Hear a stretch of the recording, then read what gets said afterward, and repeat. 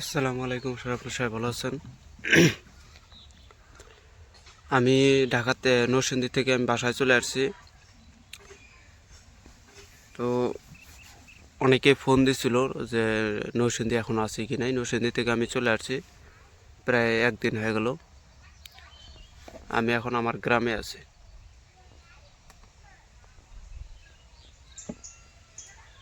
আজকে আমি আপনাদের মাঝে গুপ্ত একটা বিদ্যা সম্পর্কে কথা বলবো। কালী বিদ্যা সম্পর্কে গুপ্ত, এটা অতি গুপ্ত, মানে আজ পর্যন্ত হয়তো কেউ শুনেন নাই এরকম কথা। এই কথাটা হচ্ছে যে সরাসরি কালীর সাথে কিভাবে কথা বলবেন। সরাসরি কোনো জপ তপ কিচ্ছু নাই, ডাইরেক্ট খালি একটা কাজ করবেন। হ্যাঁ, জপের ভিতরে একটা শুধু শব্দ আছে, সেই শব্দটা আপনাকে বলতে হবে। ওখানে 3-4টা শব্দ আছে, এই শব্দগুলো আপনাকে ওখানে বলার সঙ্গে সঙ্গে খালি আপনাকে ডাকা শুরু করবে, সে বলবে। আর এটা সম্পূর্ণ কাজটা হচ্ছে বানের। আমরা অনেকে আছি যে শত্রু অত্যাচারে বাঁচতেছি না, হ্যাঁ, তো আমরা শত্রুকে মারতে চাই কিন্তু কোনো প্রকারে মারতে পারি না। এটা নগদে, মানে সর্বোচ্চ 10 মিনিট এর ভিতরে শত্রুকে মেরে ফেল দিতে পারবেন।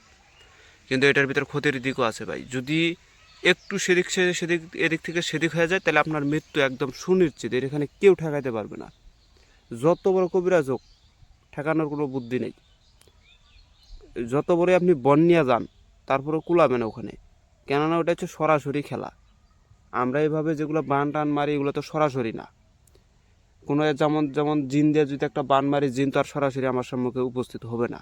তারা রুহানিভাবে থাকবে, কিন্তু উপস্থিত সরাসরি আমরা দেখতে পারবো না। কিন্তু তৎক্ষণাৎ যখন এটা ছাড়বেন, তখন সরাসরি দেখা যায়।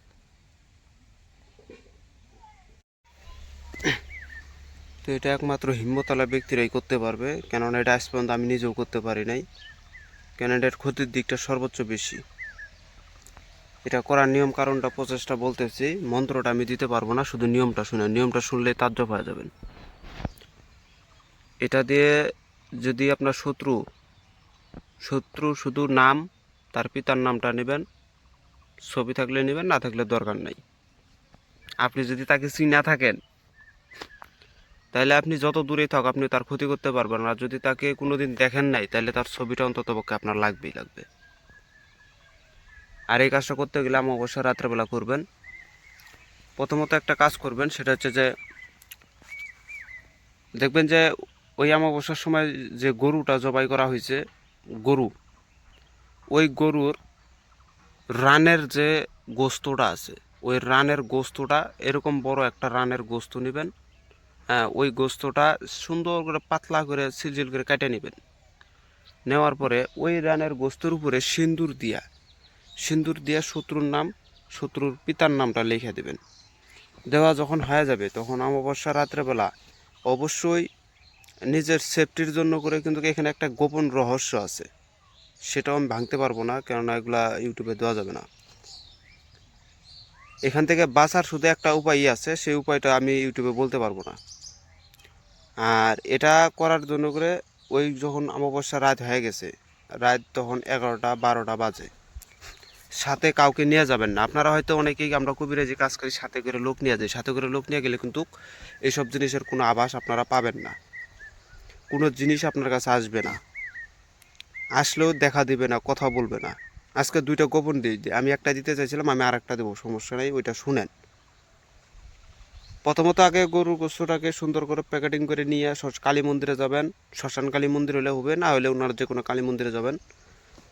কালী মন্দিরে যাইয়া মন্দিরের ঠিক মূর্তির সামনে যদি তালা মারা থাকে, তাহলে বাইরে থেকে, তালা মারা না থাকলে ভিতরে চলে যাবেন। আর এখন তো সব জায়গাতেই পাকা, আপনারা যে জায়গায় মাটির থান পাবেন, মাটি পাবেন, সেই জায়গায়।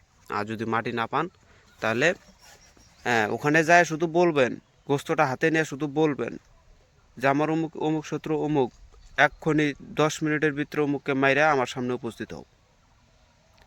হ্যাঁ, এগুলা যদি নাও বলেন তাতেও সমস্যা নেই, আপনি শুধু গোস্তটা নিয়ে যাবেন, নিয়ে যায় কালী মন্দিরের পায়ের নিচে রেখে দেবেন। আর যদি পোতা যায়, তাহলে ওই শ্মশানের ওই মন্দিরের যে স্থানটা আছে, ওই স্থানের নিচে মাটিতে পুঁতে দিয়া আপনারা আসতে ধরবেন, আপনাকে কালিয়া ডাক দিবে, এটাই শুধু বলবে, ডাক দিবে এরকমই বলবে যে যে জিনিসটা পুঁতছিস, ওই জিনিসটা উঠে নিয়ে যা, এই কথাটা বলবে। আপনাকে কিন্তু ভয়ও দেখাবে যে এই জিনিসটা না তুলে নিয়ে গেলে তোর কিন্তু আমি ক্ষতি করে দেবো, তুই এখান থেকে যাইতে পারবি না। আসলেই যাইতে পারবেন না ওখান থেকে, কারণ ওই একটা জিনিস আছে যে জিনিসটা সাথে করে নিয়ে গেলে পারে তবেই সেই কালি আপনার কিচ্ছু করতে পারবে না বা কিচ্ছু করবেও না। আর যদি ওই জিনিসটা ছাড়া যান তাহলে আপনার মৃত্যু নিশ্চিত, আপনি 10 জন নিয়ে গেলেও আপনার মৃত্যু নিশ্চিত হবে। এই কাজটা করবে না, কেননা এই গরুর গোস্ত যদি কালী মন্দিরে দেন কালী ওই স্থানে থাকতে পারে না, যার কারণে কালী ক্রোধিত হয়ে যায় এবং যে ওই স্থানের ভিতরে এই কাজটা করবে তার জীবনটাই নাশ করে দিবে। আমাদের এখানে এক হুজুরে, হ্যাঁ, কালীকে বিশ্বাস করে না, হিন্দু দেবতাকে বিশ্বাস করে না, কী কাম করছে, ওই মূর্তি বরাবর একটা ধনুক মেরে দিছে, তীর ধনুক মেরে দিছে। মারে দেওয়ার 10 দিন হয় নাই, এত বড় গুরুতর অবস্থা হয়ে সে মারা গেছে, তা কল্পনারও বাইরে।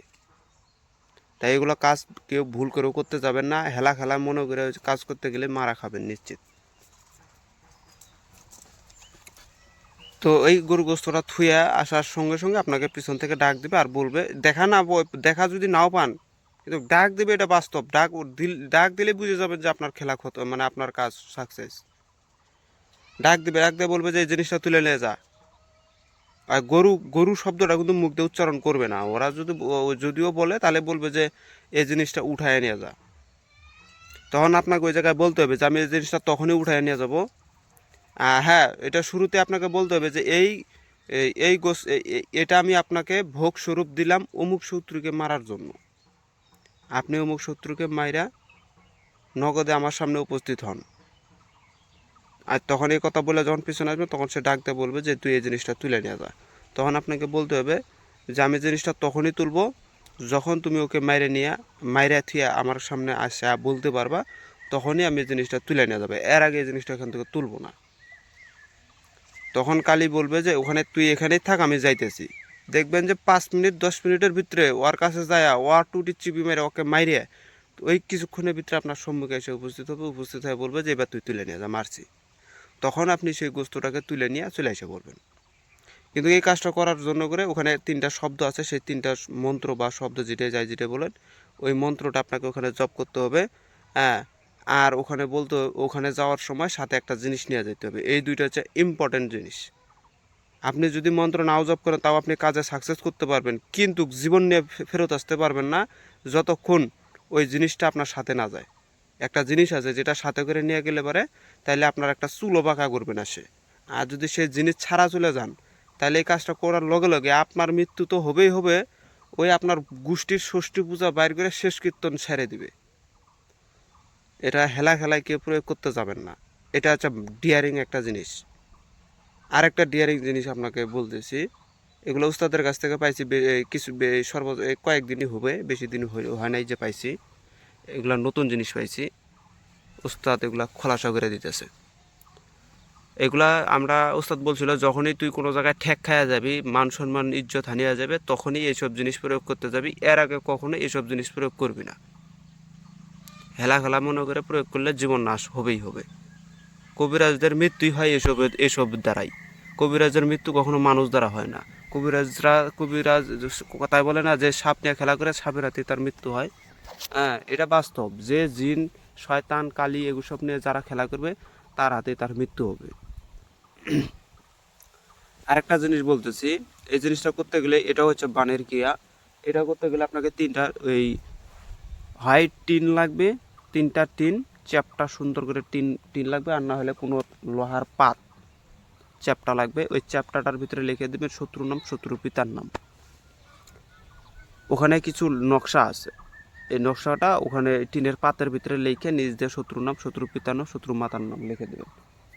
ছবি যদি তাকে চিনা থাকেন তাহলে নাম দিয়ে হবে, আর যদি তাকে না চেনেন তাহলে তার ছবিটা লাগবে, ছবি ছাড়া কাজ হবে না, ছবিটা দিয়ে দেবেন। 3টা পাত লাগবে, বেশি না, 3টা পাত যখন আপনার রেডি হয়ে যাবে তখন অমাবস্যা রাত্রে কী করবেন, শ্মশানে যাবেন।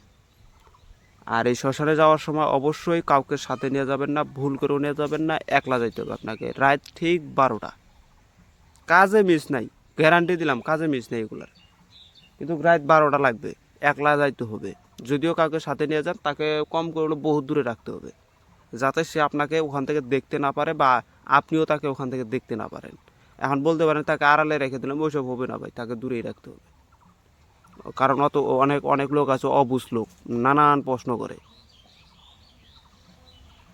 তো এই তামার 3টা পাত আপনার যখন রেডি হয়ে যাবে তখন অবশ্যই রাত্রেবেলা অবশ্যই একলা যাবেন, উলঙ্গ অবস্থায় করতে বলে সর্বোচ্চ ভালো, না করলেও চলবে।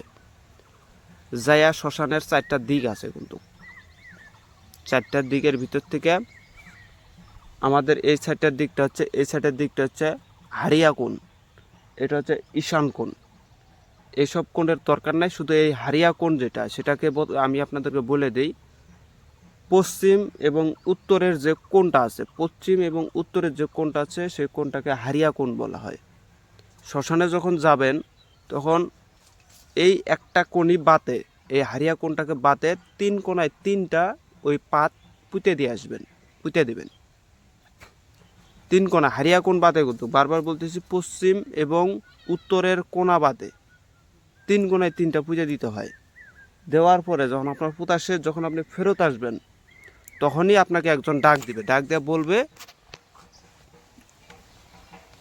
দিয়ে বলবে যে তুই যে জিনিসটা পুঁতছিস সেটাকে তুলে নিয়ে যা, কারণ আমি খারাপ কাজ করি না, এরকম করে বলবে। সে কিন্তু আসলেই খারাপ কাজ করে না, সে বলবে যে আমি এসব কাজ করি না, আমি এসব কাজ করতে চাই না, তুই এই জিনিসগুলো তুলে নিয়ে যা।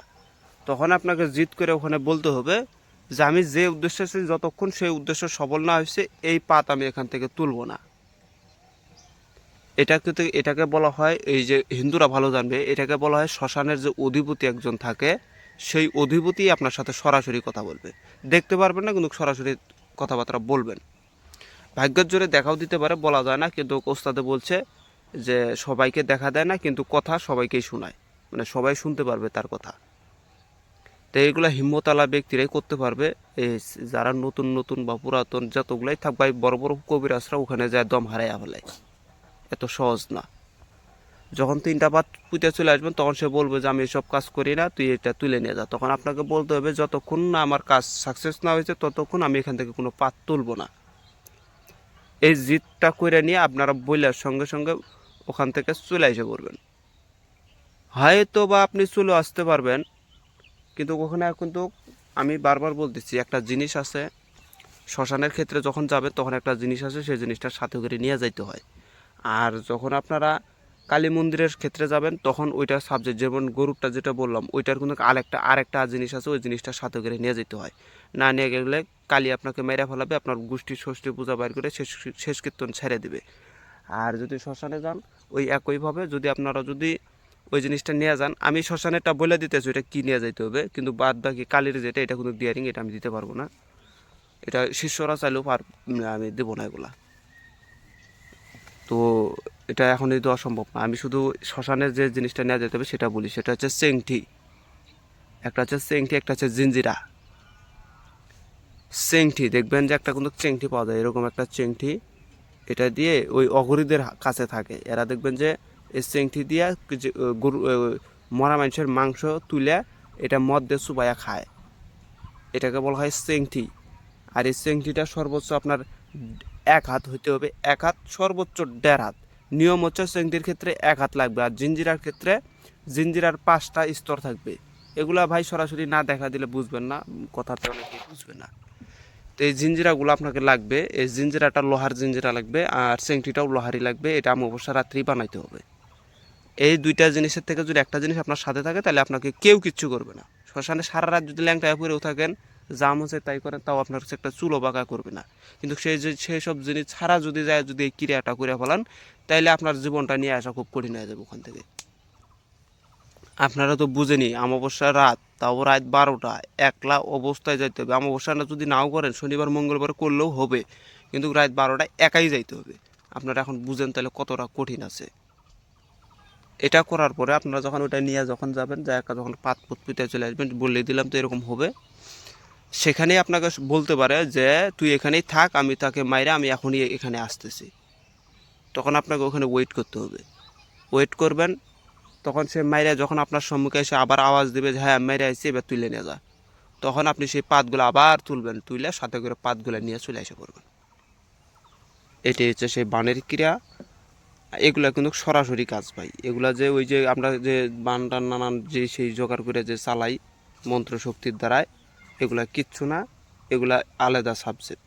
আর এগুলা সরাসরি জিনিসকে চালান করে, সরাসরি কাজ করে, সরাসরি 10, 5, 15 মিনিটের ভিতরে কাজ সাকসেস করা, এগুলো হচ্ছে সেই জিনিস। আর এগুলো কবিরাজকে একাই করতে হয়, এগুলোর সাথে কোনো লোক টোক চাওয়া চলবে না। আর এগুলো করতে গেলে সর্বদিক দিয়ে জ্ঞান রাখা প্রয়োজন। এই যে জিনিসগুলো বললাম, যে জিনিসগুলোর সাথে না থাকলে এবার আপনার জীবনের সংকট আছে। শ্মশানে গেলে জিঞ্জিরা এবং চেংথি দুইটার থেকে যে কোনো একটা আপনার লাগবে। আর যদি আপনারা কালী মন্দিরের যে গোস্তের কাজটা করলাম, এটার আমি গোপন রেখে দেবো, এটা বলা যাবে না, এটা বলা অসম্ভব। আর যে জিনিসটা কালী মন্দিরে নিয়ে যাইতে হয় সেটাও মুসলমানের জিনিস, এটা কোনো হিন্দু শাস্ত্রের কোনো জিনিস না। অনেকে ভাবতে পারে যে হিন্দু শাস্ত্রে মনে হয় ত্রিশূল মিরশুল হাবি যাবি, না এগুলো কিচ্ছু না, এটা মুসলমানের জিনিস। মুসলমানের একটা জিনিস আছে, যে জিনিসটা সাথে করে নিয়ে যাইতে হবে, তবেই কাজের সাকসেস, অন্যথা নাই। তো ভিডিওটা যদি ভালো লাগে অবশ্যই লাইক করে শেয়ার করবেন। আমি বাসায় চলে আসছি, কাজকর্ম থাকলে অবশ্যই দিতে পারেন। এখন শ্মশানে যাব, আর একজনের কাজ নিয়েও আছে, সেটা শনিবারে চেষ্টা করব কাজ করার জন্য। তো সবাই ভালো থাকেন, খুদা হাফেজ, আসসালামু আলাইকুম।